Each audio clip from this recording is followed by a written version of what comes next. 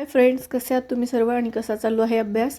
नुकतीच एक बातमी ऐकण्यात आली आहे किंवा वाचण्यात आली आहे की 1.5 लाख पदांची भरतीसुद्धा निघणार आहे. तर किती तथ्य आहे यामध्ये हे लवकरच कळेल आपल्याला. परंतु त्या जर निघणार असेल तर आपल्यासाठी खरंच खूप आनंदाची बातमी आहे आणि आपण त्या दृष्टीने अभ्यास करायला हवा. या 1.5 लाखामध्ये आपल्याला फक्त एक पोस्ट हवी आहे आणि त्यासाठी आपण दिवस रात्र मेहनत करायला पाहूयात काय होतं आहे ते. तर थोडीशी सर्दी मला पण झालेली आहे, कारण बाळ सारखं माझ्याकडेच असतं आणि व्हायरल इन्फेक्शन मलासुद्धा थोडंसं झालेलं आहे. तर मी सकाळीच ना 11 वाजता आपल्या नेहमीच्या टायमाला बुद्धिमत्तेचा जो त्रिकोण मोजा, चौरस, चौकोन मोजा हा जो घटक आहे तो घेतलेला आहे. त्यानंतर तो कंप्लीट केल्याच्या नंतर मग मी घेतलेला आहे इतिहास. कारण इतिहास हा सुद्धा आपल्याला बऱ्याचदा प्रश्न येत असतात इतिहासावरती. तर चौरी चौरा घटना किंवा जालियनवाला बाग हत्याकांड, राष्ट्रीय अधिवेशनं यावरती बरेचदा प्रश्न पाहायला मिळतात. त्यामुळे मग आपल्याला इतिहाससुद्धा करणं खरंच खूप महत्त्वाचं आहे.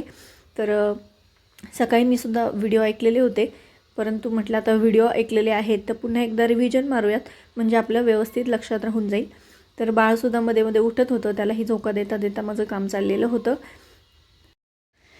तर आज ना पहाटेचा व्हिडिओ तुम्ही पाहिलेला आहे, तेव्हाच मी मराठी आणि इंग्रजीच्या प्रश्नपत्रिका सोडवलेल्या होत्या.